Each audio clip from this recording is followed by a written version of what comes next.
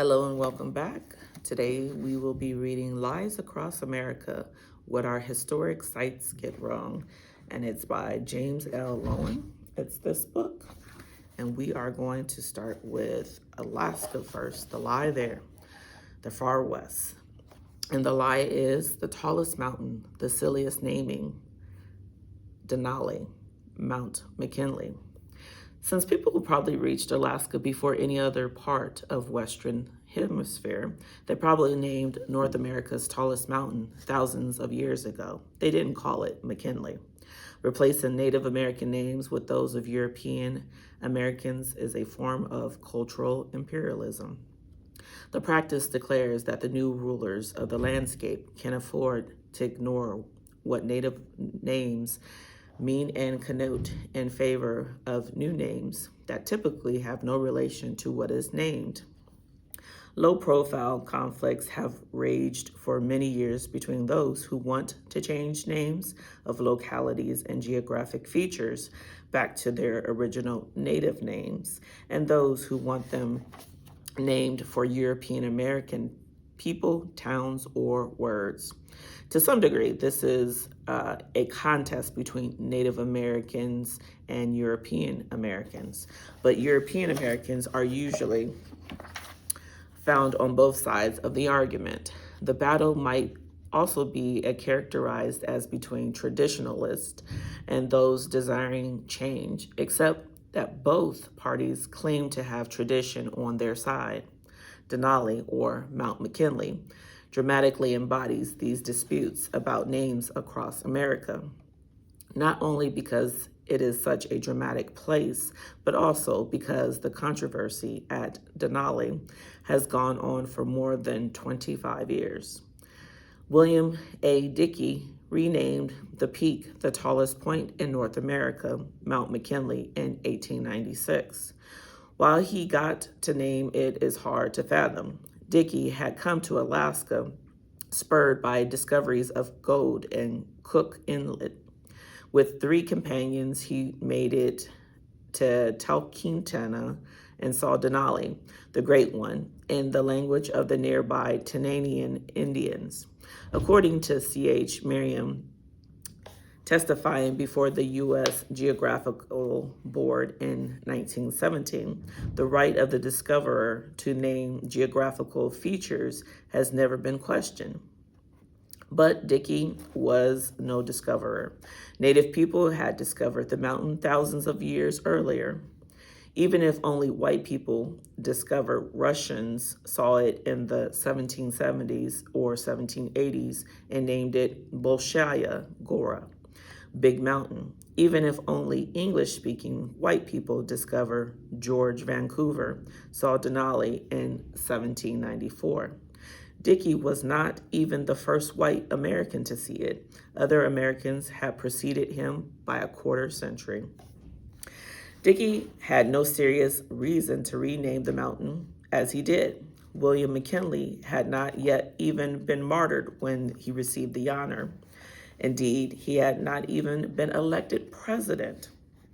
Nor had McKinley ever been to the mountain or even to Alaska. William Dickey favored conservative fiscal policies, while most people in the West wanted to expand the amount of money in circulation by minting more silver coins and certificates. Dickey was irritated by arguments he had lost with free silver partisans on his trip and decided to retaliate by naming Denali after the gold standard champion.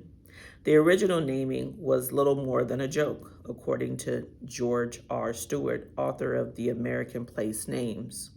From the first, some people preferred the native name, and Dickey's frivolous reason for choosing McKinley gave them ammunition. Nevertheless, probably because he wrote about his trip in the New York Sun, Dickey's choice began to catch on. McKinley defeated William Jennings Bryan in 1896, so at least the mountain turned out to be named after a president. And when McKinley was shot in Buffalo in 1901 after a martyred president, Today, however, many Americans consider the native name more melodious and object to McKinley on aesthetic grounds, as if the Mississippi River had been renamed for, say, Zachary Taylor. Others support native efforts to gain more acceptance, including better recognition on the landscape.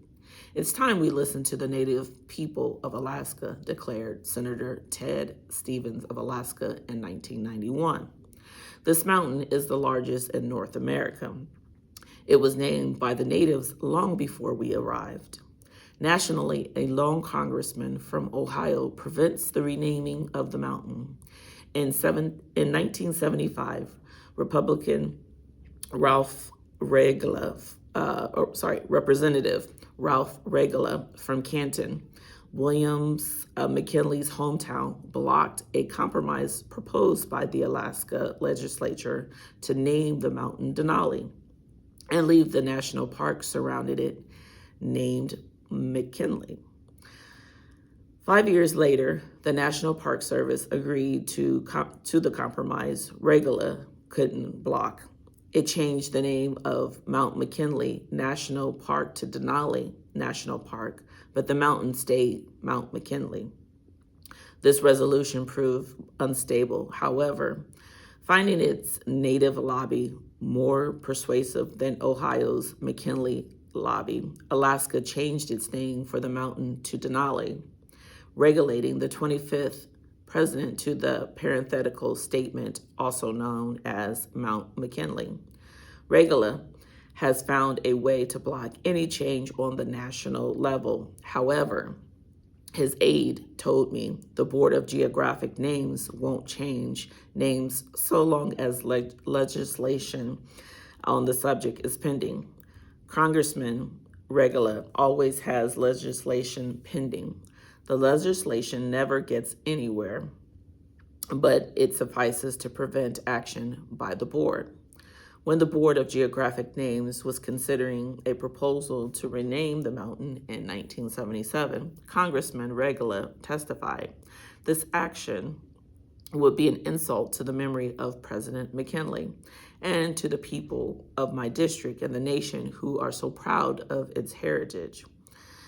But Americans aren't. That's the problem. Most Americans don't rank William McKinley very high in the pantheon of presidents.